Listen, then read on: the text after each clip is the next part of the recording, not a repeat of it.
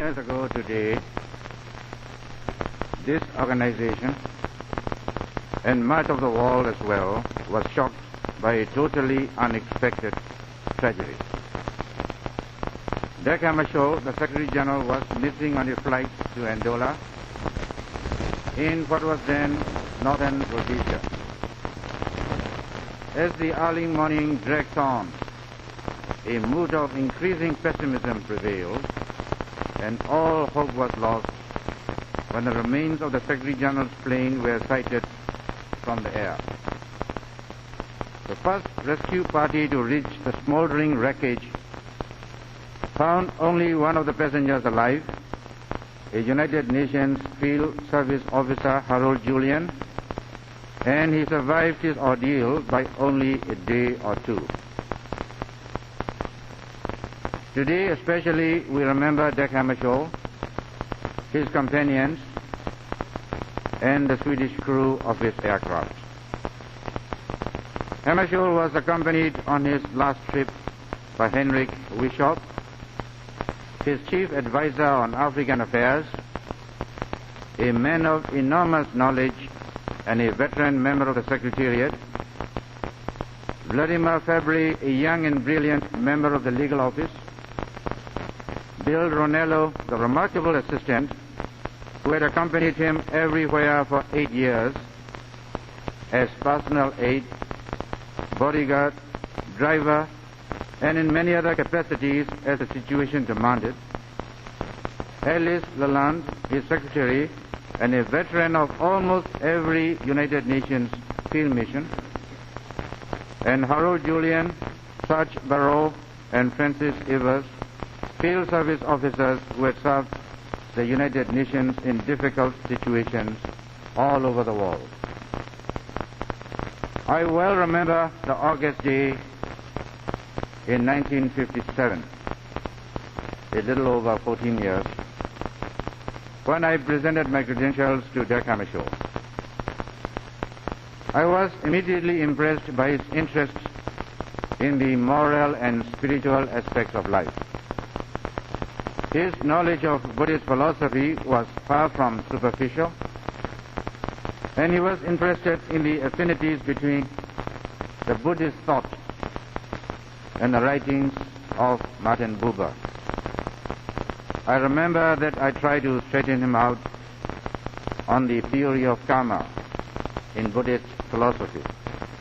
It was a most pleasant and rewarding 30 minutes. Dag Hammarskjöld's death left an aching void in the life of the world community, and few of those who knew him, whether they agreed with him or not, remained untouched by his death. By his dedication, his integrity, his courage, and his intellect, he had made an unprecedented place in the world for himself as well as for his office. He was, in a very real sense, the world's first public servant, and a long string of achievements in the most difficult task of all, the search for peace, attested to his extraordinary qualities. He left the organization immeasurably enriched by his efforts. It is the irony of success that it often carries within itself the seeds of a temporary setback. So it was with Hammarskjöld, for he died at a time when his achievement was being questioned, his concept of his office attacked, and the validity of the Secretary-Generalship itself being challenged. Progress in human institutions is seldom achieved without struggle and without anguish, and this was true of the stewardship of Hammarskjöld at the United Nations. When I was appointed to succeed him as acting Secretary-General, I was vividly aware both of the legacy of achievement and example which he had left behind, and of the extreme difficulty of the task which I had inherited. Hammarskjöld had set an extraordinary standard of dedication, diplomatic skill, intellect, energy, and courage.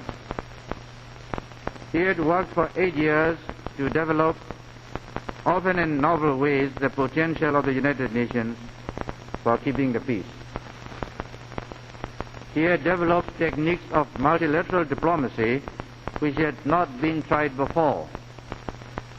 He was a tireless champion of the principles of the Charter and an indefatigable seeker after its objectives. He had set the stamp of his powerful and unusual personality on much of the activity of the organization and had gained for it, by his actions as well as by his words, the respect and involvement of millions of people all over the world. Hammarskjöld was also a staunch defender of the unity and independence of the Secretariat. He helped us to have a better understanding of the duties, obligations, and responsibilities of international civil service, a concept which he himself embodied to the outside world. By his actions and leadership, he infused a new meaning into the provision of the Charter, which makes the Secretariat one of the main organs of the United Nations. Hammarskjöld did not hesitate to take risks if he thought it was necessary to take them. Nor did he fear the disapproval of various sections of the membership if he believed that the course he was taking was right. He was strongly criticized almost as frequently as he was highly praised, and was thought by some to be pushing the development of the organization too fast and too far. His untimely death left his work incomplete at a time of division and controversy in the United Nations. It is still too early to assess properly Hammarskjöld's contribution to the development of the world organization.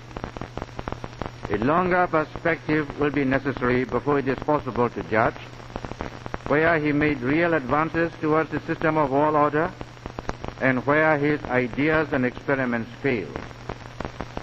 As with the real achievements of all people who look to the future and are ahead of their time, there must be a long pause before a valid and lasting judgment can be made.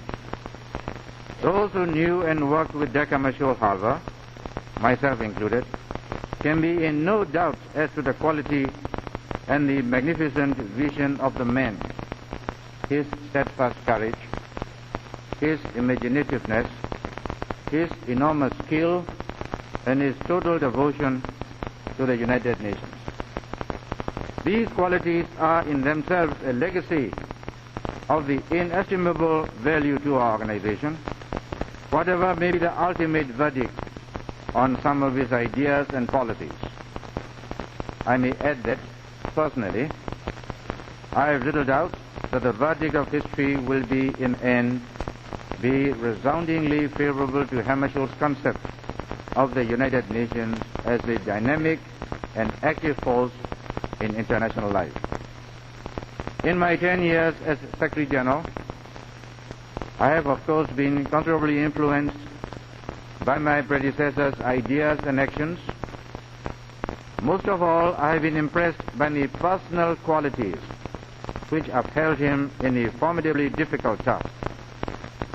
We remember him today with the greatest respect and honor as an outstanding pioneer of our organization, which he liked to describe as the greatest adventure on earth.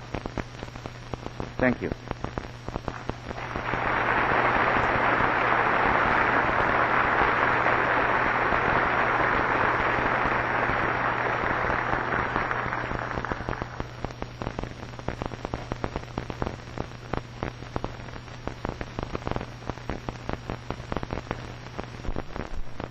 His firm resistance to outside interference in the Secretariat.